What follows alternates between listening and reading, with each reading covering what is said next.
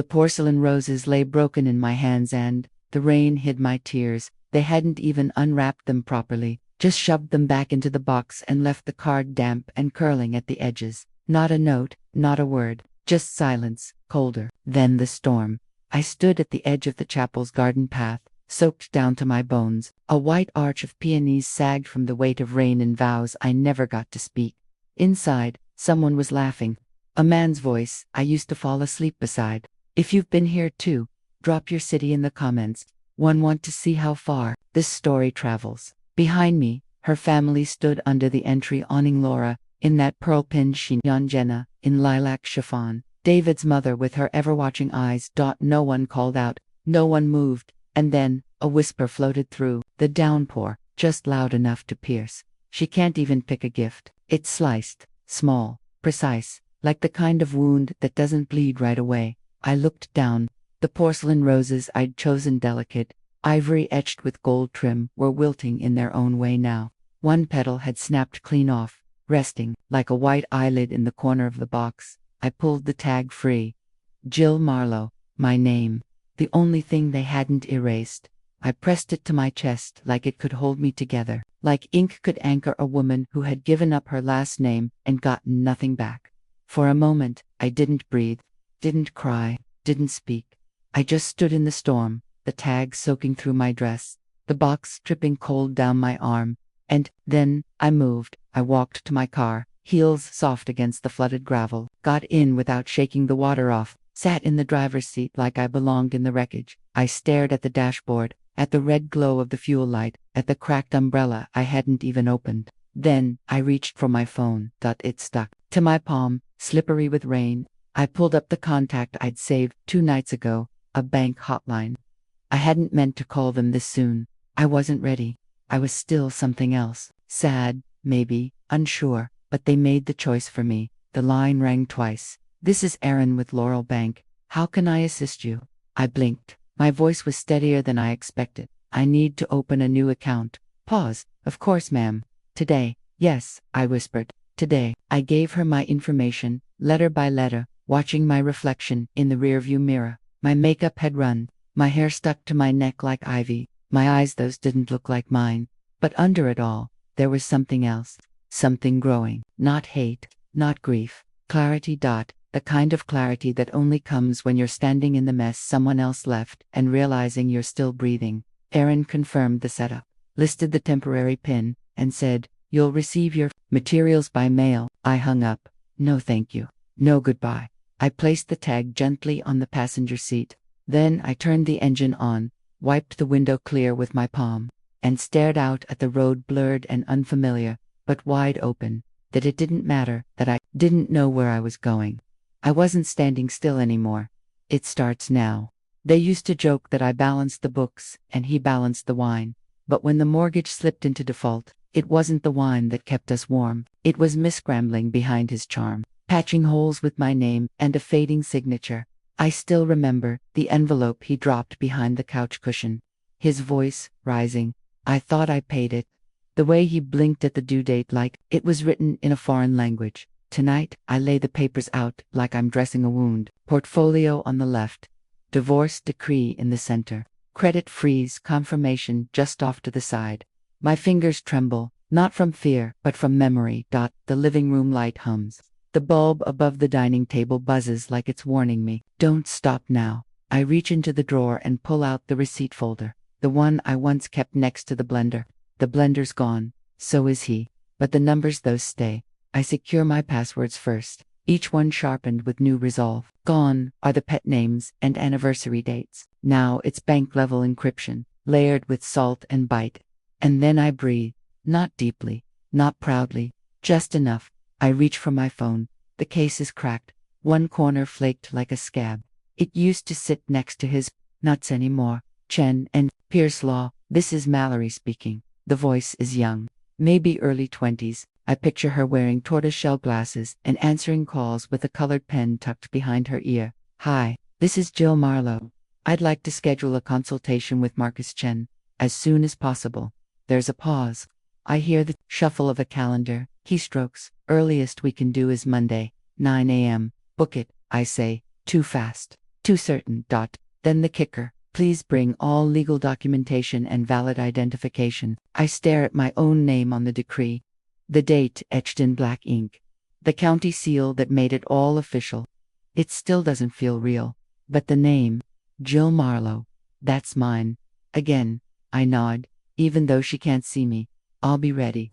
I hang up slowly, not because I want to, because I need that silence, those 3 seconds of stillness before the world shifts again. I open the drawer beside me and pull out a notepad. The paper is heavy, thick, like it wants to hold what I'm about to write.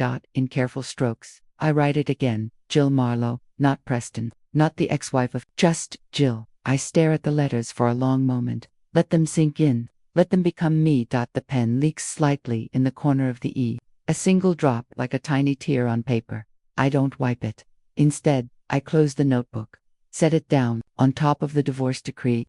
Let one edge of my name peek out like a whisper beneath law. I push the chair back, stand up slowly. My knees crack, a reminder that time has passed, whether I acknowledged it or not.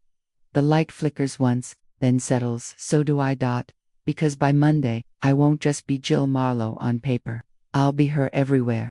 You know it's serious when you trade lipstick for a ledger. When your idea of armor becomes a blazer that actually fits, when brunch turns into paperwork and your name becomes your only inheritance. I wore navy, not black. This wasn't mourning, and not red. I wasn't angry. Not yet.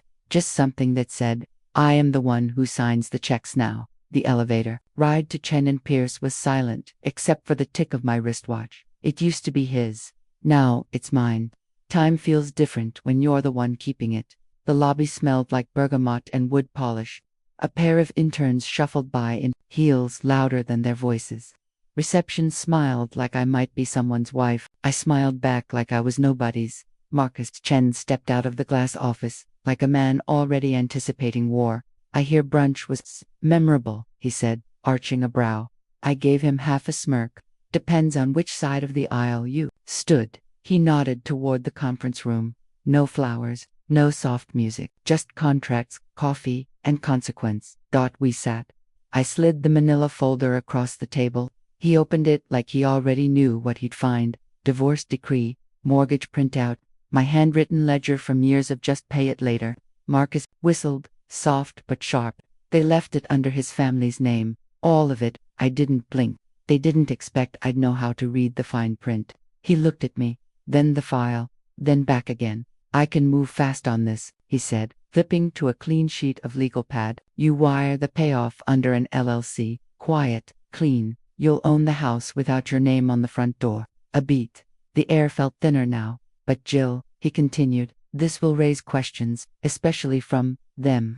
I stared at the gold pen he was holding engraved with a client's name that wasn't mine. Then I glanced at my hands, bare, steady, then let them ask. He smiled, not with joy, with recognition. We both knew the rules were different now. He began sketching the LLC structure like he was drawing blueprints to a secret tunnel. I let my eyes drift to the framed photo on his shelf. A woman with dark curls, a daughter, maybe, or a wife who once signed her own name to something that mattered. There was a silence, not awkward, not cold, just the kind that forms when two people know something irreversible is about to begin. I opened my wallet, pulled out the card, my initials, embossed, new, unused. I slid it across the table, deliberate and slow. Let's proceed. And just like that, the room wasn't a conference room anymore. It was a launch pad. Revenge doesn't need fireworks. Sometimes it sounds like a wire transfer. Sometimes it's just the quiet click of a mouse followed by a confirmation screen and the hum of your own breath in a room that no longer feels borrowed. Marcus had warned me, this will raise questions. What he didn't say, what I already knew, was that questions are powerless when answers cost 6 figures and arrive in silence. I sat in my kitchen, light from the window catching the edges of the glass teapot, steam curling up like a ghost finally set free. The transfer went through at 2:17 p.m. A shell LLC, an all-cash payoff, no name anyone would recognize except mine. Buried in the articles of incorporation like a diamond under moss. My fingers hovered above the laptop, as if touching the screen might undo it. I clicked refresh, confirmation, mortgage paid in full, and just like that, The house they'd claimed as theirs, my ex's family jewel, was mine, not in name. Indeed. The irony tasted better than the tea. I didn't smile, I didn't flinch.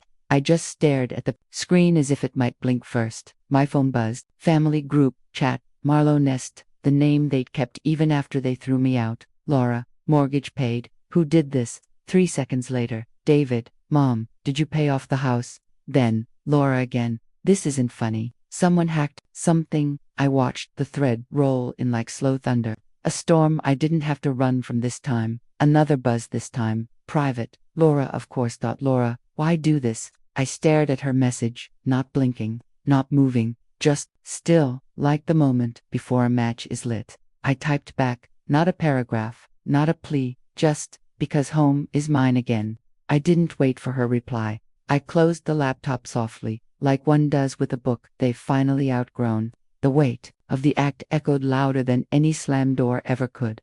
I sat there for a moment, hands in my lap, breath slow. That was the silence Marcus couldn't prepare me for. The kind that arrives after the victory. The kind that makes space for what's next. On the table sat the folder, same one I'd carried into his office. I opened it gently. Tucked inside was the printed confirmation. No fireworks. Just numbers. Just proof. I slid it into the sleeve labeled Asset Recovery. 2 words that sounded clinical, but felt like rebirth. The folder clicked shut, and with it, something else inside me settled. Not peace exactly, but power. I looked out the window at the pear tree, the same one David's mother used to trim with surgical scissors every spring. It was overgrown, now wild, unapologetic. Branches pressed against the glass like they were asking to be let in. I stood, reached for the blinds, paused, then let them stay open. I didn't need cover anymore. The house sounded different without their voices in it. No Laura calling down the hall. No silverware clinking against china that once belonged to David's grandmother. Just whined through the chimney and the quiet creak of floorboards that remembered who used to walk them. I stepped through the threshold like I was trespassing in my own name. The lock clicked behind me, soft but final. The walls had yellowed a pit like old paper that held too many secrets. The smell, dust and time. And maybe something floral from a spray someone forgot to toss. I moved slow, touched the banister. Its lacquer chipped at the corners where Laura once slammed her suitcase. Down, I passed the mantel. Empty now. No framed family photo of their lake weekend. No ceramic angel figurine, just sunlight cutting across it like an apology. Then the door at the end of the hall. That door used to hold a nameplate. It still did. I wiped it with my sleeve. Marlowe. The brass was dull, but the letters still stood tall. I traced them with my thumb like I was reading Braille from a life I almost forgot was mine. No one had removed it. Not out of sentiment, out of habit, maybe, or arrogance. They never thought they'd have to. I opened the door and stepped inside. Same crown molding, same crack above the closet where the ceiling always breathed too hard in winter. The carpet had been replaced, but the floor still dipped in that one spot, the one I used to dance over barefoot. With wine in one hand and music too loud. I set the laptop on the desk, the same desk they used to scoff at, calling it too sentimental to keep. It was mine now. Again, quietly, completely. I opened a recording app. No script, no filters, just me, my voice, and the house that once held it home. I said, into the silence, is more than a mortgage. That was it. I didn't say more, didn't need to. I hit save, closed the lid, sat there a moment, then movement outside. A man, walking a dog, had slowed by the fence. He paused. Our eyes met through the kitchen window. Recognition flickered, respect followed. He nodded. I nodded back. That was enough. I walked to the front porch and closed the gate behind him. No need to explain anything. This house had heard all my explanations before. It deserved better now. That evening, I stood in front of the kitchen mirror. Same kitchen where I once begged David to look me in the eye and tell me the truth, where he handed me receipts that didn't match his promises, where his silence started taking up more space than his voice. Now, just me.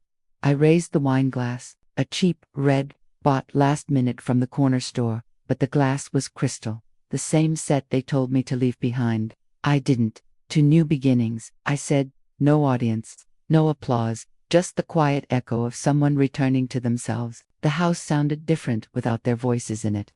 No Laura calling down the hall. No silverware clinking against china that once belonged to David's grandmother. Just whined through the chimney and the quiet creak of floorboards that remembered who used to walk them. I stepped through the threshold like I was trespassing in my own name. The lock clicked behind me, soft but final. The walls had yellowed a bit, like old paper that held too many secrets. The smell, dust and time, and maybe something floral from a spray someone forgot to toss. I moved slow, touched the banister, its lacquer chipped at the corners where Laura once slammed her suitcase down. I passed the mantel, empty now. No framed family photo of their lake weekend, no ceramic angel figurine. Just sunlight cutting across it like an apology. Then the door at the end of the hall. That door used to hold a nameplate. It still did. I wiped it with my sleeve. Marlowe. The brass was dull, but the letters still stood tall. I traced them with my thumb like I was reading Braille from a life I almost forgot was mine. No one had removed it, not out of sentiment, out of habit, maybe, or arrogance. They never thought they'd have to. I opened the door and stepped inside. Same crown molding, same crack above the closet where the ceiling always breathed too hard in winter. The carpet had been replaced, but the floor still dipped in that one spot, the one I used to dance over barefoot. With wine in one hand and music too loud. I set the laptop on the desk, the same desk they used to scoff at, calling it too sentimental to keep. It was mine now. Again, quietly, completely. I opened a recording app. No script, no filters, just me, my voice, and the house that once held it home. I said, "Into the silence is more than a mortgage." That was it. I didn't say more, didn't need to. I hit save, closed the lid, sat there a moment, then movement outside. A man, walking a dog, had slowed by the fence. He paused. Our eyes met through the kitchen window. Recognition flickered, respect followed. He nodded. I nodded back. That was enough. I walked to the front porch and closed the gate behind him. No need to explain anything. This house had heard all my explanations before. It deserved better now.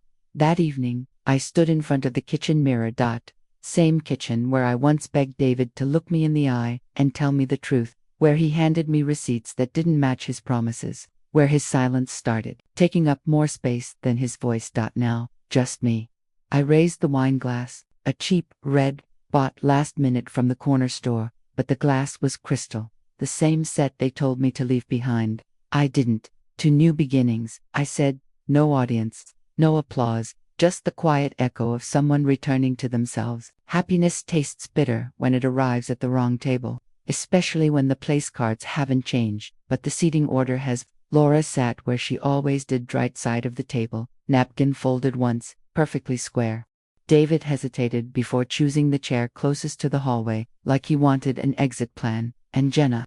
Jenna barely spoke, eyes darting like she was looking for someone who wasn't there. The roast chicken steamed softly between us. I'd basted it in rosemary, just like Evelyn used to David's mother. The scent carried weight, memory, history, the kind of scent that makes people forget whose kitchen they're in. I lifted my glass. Thank you all for coming. I know this isn't easy. Forks paused midair. I wanted to share something about the house. David blinked. Laura's fork clinked too hard against the china. I let the silence settle before I dropped it. The mortgage has been paid off, in full. A beat. Then Laura coughed like she'd swallowed the wrong line of dialogue. You paid it off, she asked, voice sharp but thin. David just looked down at his plate. Didn't ask how, didn't ask why. Only Jenna whispered, good. I didn't answer right away. I just passed the wine, watched Laura's hands tremble as she poured. After dessert lemon tart, store-bought, but plated like it mattered. I excused myself. I need to check something upstairs. No one offered to help. No one followed. In the study, the lamp glowed gold, spilling light across the leather binder I'd tucked behind the bookshelf. I opened it carefully, like a surgeon approaching scar tissue. Inside, the old condo bylaws, the same rules David's family had enforced like scripture when I first moved in. Quiet hours, guest approvals, HOA fines for hanging planters, but no clauses about communication, no lines about kindness. So I wrote them. Rule 17A. All residents are entitled to speak without interruption. Rule 17B. Respect is not conditional. I stamped the changes confidential in red. One final inheritance from Marcus. Then I closed the binder. and slid it back into its place. That should have been the end of it, but I stood there, hands still warm from paper, breath even, the kind of stillness you only earn after doing something irreversible. The mirror on the desk reflected the glow behind me. In it, I saw the hallway, and in the hallway movement, I didn't turn. Not yet, I simply whispered. Let's see who cares enough to stay. The binder clicked shut. Downstairs, the house hummed, not with voices, not yet, but with the echo of something unspoken, like a wager being silently placed on the table, and this time, the house was mine. Secrets never live in headlines. They slip between lines, nestle into margins, wait behind doorframes like dust you thought you'd swept. I didn't hear Jenna until I smelled her perfume sweet, unsure, like she'd borrowed it from someone braver. I was in the hallway, outside the study, the one place I hadn't expected anyone to go, but there she was, inside, hands on the edge of the shelf, the binder, the old binder half open, like a trapdoor no one told her not to touch. She wasn't looking for gossip. She was looking for proof. Her fingers grazed the contents delicately, like the pages might bruise, and then another shadow. Claire. Holding the revised packet, the stamped one clutched, like an artifact she didn't believe in. Looking for these? She asked, voice coated in sugar and arsenic. Jenna, startled, reached. Claire pulled back, just enough to sting. You shouldn't be in here, I said, stepping into the room, calm, certain, tired. They both froze. These are private, I added, eyes on Claire, not blinking. Prove it, she said, smiling the way people do when they know they're trespassing and don't care. I moved past her, slow and deliberate, picked up the binder, ran my palm across the leather light. It was something sacred. Then I opened it trite to the page marked with a gold clip. The original clauses, cold, sterile, rigid, all there, I said, flipping to the red stamped pages. In due time, the way I closed the binder echoed, just slightly. Claire stepped forward, her heel scuffed the rug. I'll be watching, she said. There it was, the threat they never learned to say plainly. I smiled, not to soothe, to sharpen, then watch closely. I reached past her and slammed the study door shut, not hard enough to break, just hard enough to remind them it could. The silence after wasn't empty, it pulsed, like the house had taken a breath in and hadn't let it out. Down the hall, I heard Jenna murmur something I couldn't catch, maybe to herself, maybe to Claire, maybe to no one, but I didn't chase it. I sat at the desk. The lamp hummed, faintly, casting light on the binder, now closed, now heavier. I picked up the red stamp and pressed it against my thumb. It left a mark, a small, soft outline, temporary, but proof I'd been here, that this was mine. Some inherit property, others inherit paperwork. I'd paid for the house in full, but full doesn't mean finished. Marcus's voice crackled through the speaker like he didn't want to say it aloud. There's a lien, he said. Dated 1996. Blinked. A what? He sighed. A contractor's lien. Filed after a half-finished pool installation. Never resolved. Technically, it still holds title weight. The binder in front of me went from artifact to liability in one breath. I ran my fingers along the edge. Leather didn't feel solid anymore, it felt slippery, like trust. If it was never lifted, Marcus said gently, the payoff might be disputed. Disputed. The word slithered down my spine like wet ink. My chest tightened. The room felt smaller. I pushed away from the desk, the binder thudding closed, the stamp still red from last night's impression. I grabbed my phone. County archives. The whole music sounded like laughter filtered through a metal grate as I waited. I opened the back drawer, my father's old papers still inside. I hadn't read them in years, didn't need to. I knew his voice. Fine print saves lives, he used to say, or at least, sanity. He died with ink on his fingers.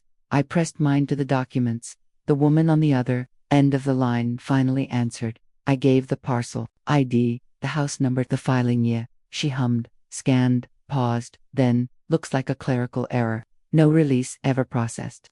I almost laughed. Clerical. The house nearly wasn't mine because someone forgot to check a box. I scribbled down the filing code, sent it to Marcus. He wrote back 2 words, "We're good." Then, a beat later, I'll draw the affidavit. Outside, a leaf blew against the window like a warning too late to matter. I looked down at my hand, still marked faintly with red, still here. The next morning, we met at his office. No bergamot this time, just legal pads and the smell of printer. Tona. He handed me the affidavit. You correct the record with this. Record the satisfaction. House is indisputably yours. I signed it slow, watched the ink settle into the page like it had been waiting. Don't lose this, he said with a half smile. I folded the document, slipped it into the inner pocket of my coat next to my wallet, my lipstick, and a key that now unlocked more than a front door. Back home, I stood in the hallway, binder in one hand, affidavit in the other. This wasn't over. It was clearer. I looked at the study.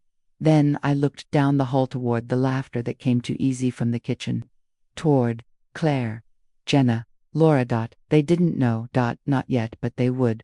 I tucked the affidavit away and whispered, let's set it right. Every sunrise shifts something. Not just sky color, but stakes. Because what was hidden in the dark becomes glaring in first light. Jenna arrived before the sun lifted its veil. We moved silently through the hush of the condo files affidavits, corrected filings buzzing on our phones like small victories. We hustled to the county clerk's office before it, open to women carrying the heavy proof of a dream nearly lost. Artifacts in hand, we reviewed clerks' signatures, scanned final stamps, exhaled relief in unison. Coffee at dawn tasted like redemption, bittersweet but necessary. We returned home victorious, but the gate greeted us with a hush, a whisper of metal hinge ajar. The front gate, the physical threshold of everything I'd fought to reclaim. Unease, settled, not cold fear, just an awareness that someone had circled my fortress. I checked the security logs, a failed entry attempt at 3:12 a.m. My chest tightened again, the scent of betrayal unmistakable. Cold coffee in the cup holder, steam, gone cold, weathered resentment, lingering, sharper than espresso. Jenna reactivated the cameras. I exhaled. The flicker of monitor light made the dark corners of the condo pulse. I dialed Marcus on the spot. Activate trustee protection, I said, voice low but uncompromising, like a queen ordering guards at her gate. Within the hour, Marcus confirmed. Legal guard service, surveillance upgrades, no bells, no spotlight, quiet reinforcement, protection rendered invisible but unwavering. Back inside, I pressed a hand to the gate, its paint fresh, hinge stiff now fortified. I realized it was more than wood and metal. It was the threshold between hunted and home. The morning light filtered through the curtains, dust motes dancing in gold shafts like prayers. I watched the street beyond. The pre-dawn hush held its breath. I locked the front door with new codes, twice, made sure no one could slip through the cracks. I looked out into the dark street and whispered, they're not done yet. But I was. Because tonight, I guard. Some neighbors bake cookies. Mine used to chase criminals. I stood on my porch, barefoot, holding a flashlight, and a clipboard like that could defend me. Then, Rosa stepped into the yard, Crocs ball cap, Glock in her waistband. You called, she asked. I hadn't. She'd just known. That's the thing about women like Rosa. They don't wait to be needed. They read the cracks between your words, your hedges, your hollow porch light, and they show up anyway. We made a plan, nothing official, nothing written, just a nod, and a porch light flicked twice if anything moved where it shouldn't. Jenna moved in the next day, with 2 bags and a pan of lasagna. She took the spare room, slept with one ear open, one tab always on the live cam feed. The first night, we didn't speak. We just watched the red dots blink across screens, one for the gate, one for the alley, one for the garden I never finished planting. The quiet between us wasn't cold. It was concentrated, like a prayer you whispered to yourself, over and over, because saying it aloud might break it. Marcus called the next morning. Legal protection orders are live, he said, then added, stay alert. His voice was steady, but I heard the soft weight behind it. He didn't mean just legally. He meant everything. Rosa texted that night around 1:40, South Corner. Movement. I slipped on my robe, grabbed the flashlight again. It had become my second skin, like an old purse or a weapon passed down through generations. The back screen door clicked louder than usual. Cold air bit at my neck. I scanned the garden, overgrown, quiet, still. Then movement. A figure by the rose trellis, not rushing, not running, just standing. I stepped forward, clicked the flashlight on. Don't move, he did anyway. Stepped toward me, hands up. Alan. The neighbor from 3 houses down. Wife died 3 years ago. Lawn, always too neat. Grief a little too tidy. I'm sorry, he said quickly. Didn't mean to scare you. You're on private property. He nodded. I know. My wife loved this yard. Used to walk past when the roses were blooming. I thought maybe. He trailed off. Like memory had short-circuited. The script he rehearsed. I didn't soften. I didn't scream, either. I stood straighter, steadier. You need to leave, and not come back. He looked up, eyes wet. Not dramatic. Just tired. I understand. Then he turned. Didn't run. Didn't speak again. Just slipped into the dark, the way silence sometimes does quiet. But wrong. I stood there another 10 seconds, maybe 15. Long enough for the flashlight to dim. Long enough to feel the weight of control settle in my chest like a finally hung picture frame. Then I turned, walked back to the house. Jenna was waiting by the curtain, holding it open like a checkpoint. I didn't say anything. She didn't ask. We just stood there, breathing in the shared air of a house now claimed by vigilance, not fear. I took the curtain from her hand and slowly let it fall shut. The cloth whispered against my palm like silk soaked in resolve. Home is ours, I said softly, and for the first time in months I believed it. The sound of progress is chaos in disguise. Tiles in cardboard stacks, paint fumes in every corner, a hammer coughing into drywall like the house was clearing its throat. I should have felt hope. Instead, I felt budget math scratch the back of my throat like dust. The contractor, Dugwar, sunglasses indoors, and always smelled faintly of steel-cut oats and sarcasm. The joists under the kitchen, rot, he grunted, pulling back insulation like peeling off a mask. Another $5,000 minimum. I blinked. You didn't see that in the estimate, he shrugged. Didn't exist until now. His tone was casual, like he was charging me for extra napkins. I smiled, not because I was calm, because I remembered what my father used to say when someone tried to stalk him out of money. Make the silence louder than their pitch. I stood still long enough for Doug to check his phone. Twice. Then I said, "You'll get a personal guarantee from the trust, but not a penny over." He hesitated like he wanted to argue, but had to respect the steel wrapped inside that sentence. "Fine," he muttered, signing off on the updated work order like it offended him. The kitchen looked like a skeleton. Cabinets gone, wires exposed, a wall stripped down to its studs like it had finally told the truth. Jenna walked in with a mug of tea and paused in the doorway. "Backsplash goes here?" she asked, nodding at the far end of the counter. I nodded. "Subway tile, bone white." She smiled. "Clean slate." I wanted to say that's what we're building, but the words stuck behind my teeth. Later that night, I sat at the dining table, now pushed to the living room. Invoices spread out like tarot cards, bank statements, paint swatches, trust reports Marcus had emailed with color-coded tabs. A symbolic object rested beside them, my father's old calculator. Not the app, the physical one. The kind that made a satisfying click with every entry, like it approved of thrift. Each number I logged felt like rebuilding a foundation no one could gut again. Not a wall, not a title, not me. Halfway through itemizing the new plumbing cost, I stopped. Silence. Not tension, not dread.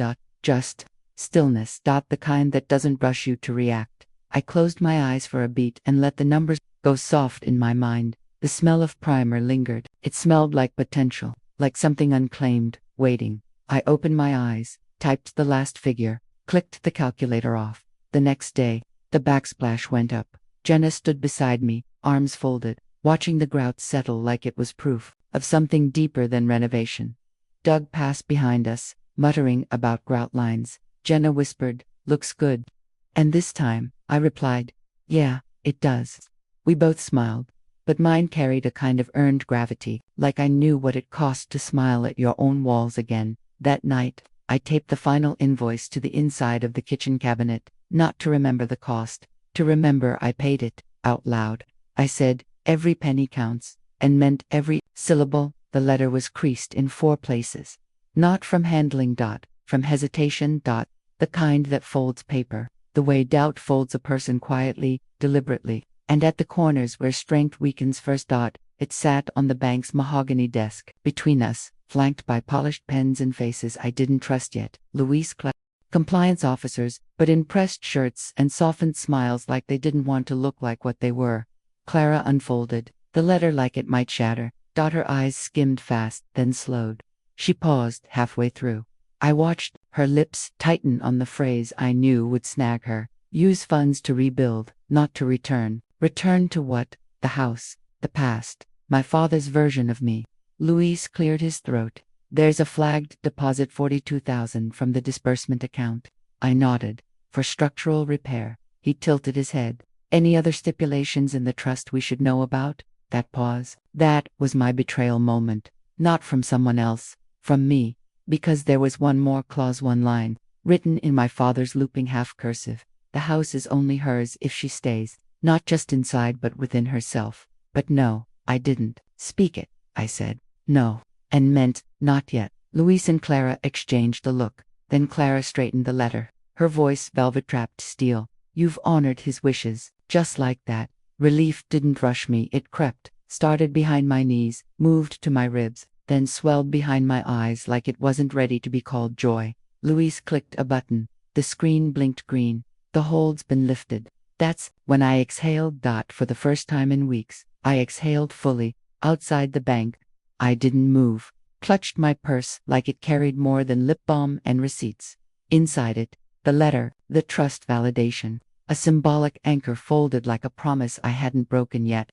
I watched the cars drift past like they hadn't just witnessed my entire emotional net worth get cleared. Then I laughed. Quiet, short, the kind that comes when you realize your fear was over something you already survived.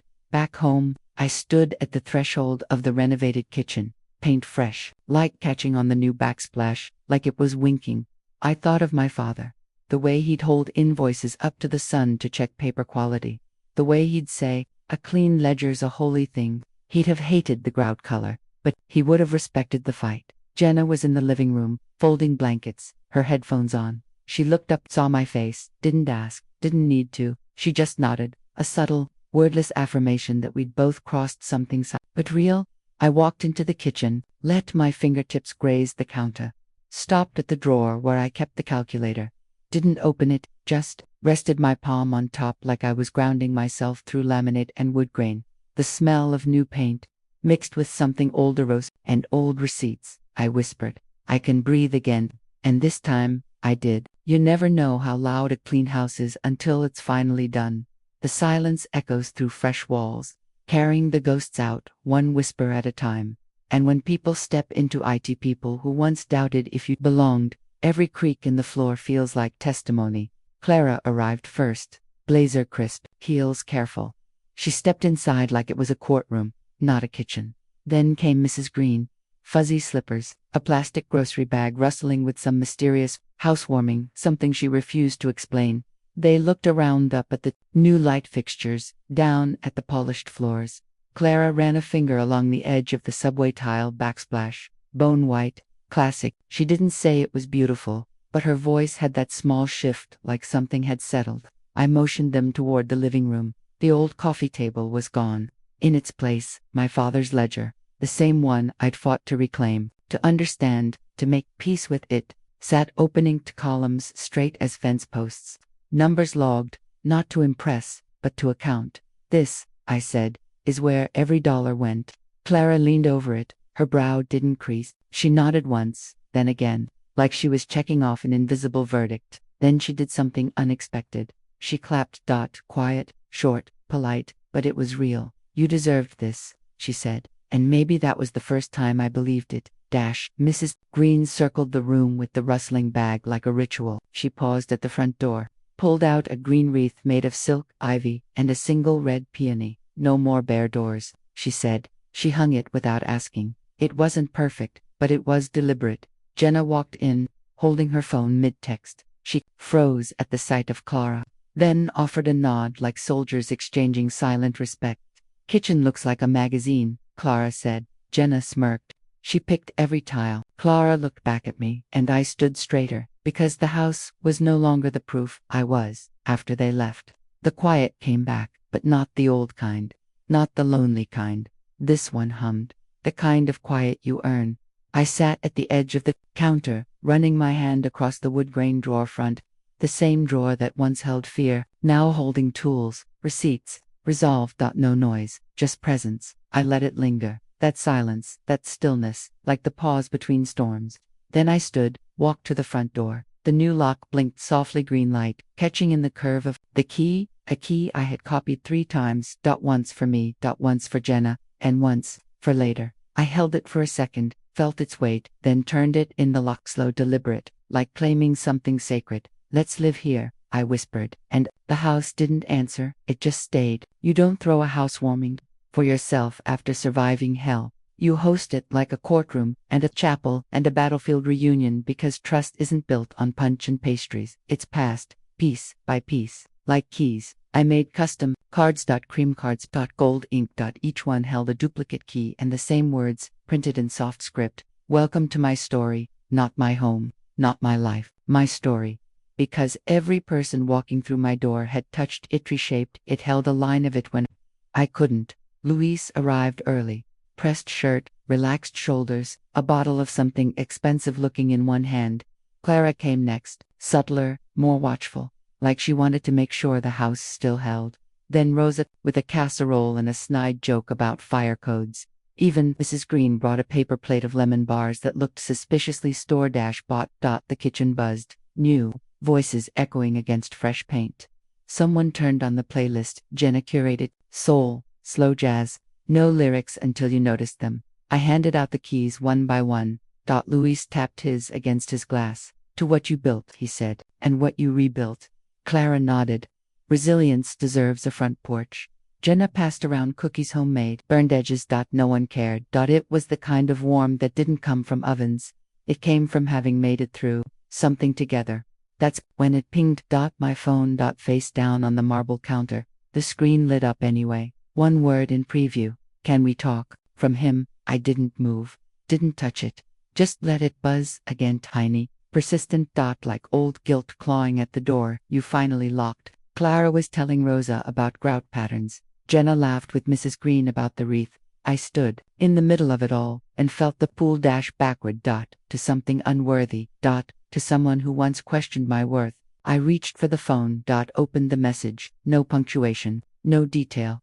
Just vague intention. Like he deserved entry because he noticed I existed again. I held the phone above the trash. Paused. Then changed course. Deleted the message. Blocked the number. Emotional silence. Not numb. Just exact. Like placing the final tile on a floor. No one else gets to walk on barefoot. I raised my glass. 2 fresh starts. They clinked, glasses in return, soft, overlapping. The kind of toast people give when they mean it.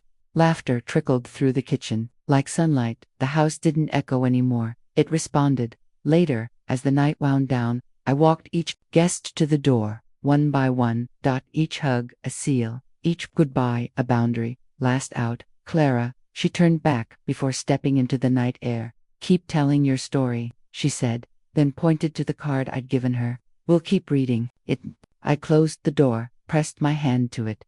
The new wreath tickled my wrist.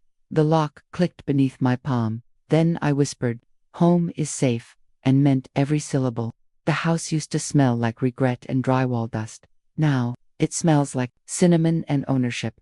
I stood barefoot in the kitchen. Morning light dragging gold across the tile like it had something to confess. The dough was soft under my palms. A little uneven, like me. I rolled it anyway, filled the air with vanilla, sugar, and something new. Peace. The oven beeped. I leaned into the warmth, like stepping into a memory that didn't hurt anymore. Then, I reached for the brass plate on the counter, polished heavy, the name engraved in careful serif, Marlowe. Not a family name, not my father's, not my ex's. Mine. Screwed it into the brick next to the front door. The drill slipped once, left a scrape on my thumb, a reminder. Every name comes with blood and proof. Outside, neighbors passed on their morning walks, dogs, earbuds, half-sipped coffee. Most nodded. One gave a slow 2-finger wave. Recognition, not surprise. Clara showed up with marigolds. Luis brought coffee, black, overpriced, perfectly timed. Jenna came in through the back, carrying brown bags from the bakery and a bottle of ibuprofen. Staff lunch. She called it. No one corrected her. We just laughed. The real kind. From the chest, I placed the cinnamon rolls in the center of the table. Then quietly I slid my wedding ring from my hand and set it beside them, not as a statement, as a punctuation. The ring didn't mean failure anymore. It meant finish, and I no longer needed it to mark territory that was already mine. They didn't ask about it, just glanced, acknowledged, moved forward. Respect, not silence. We ate in the kitchen I built with decisions, not apologies. And when they left, one by one, I stayed at the threshold. I stepped outside, breathed in the new morning. It tasted like lemon zest, and ash, and something unnamed like the moment before our first sentence.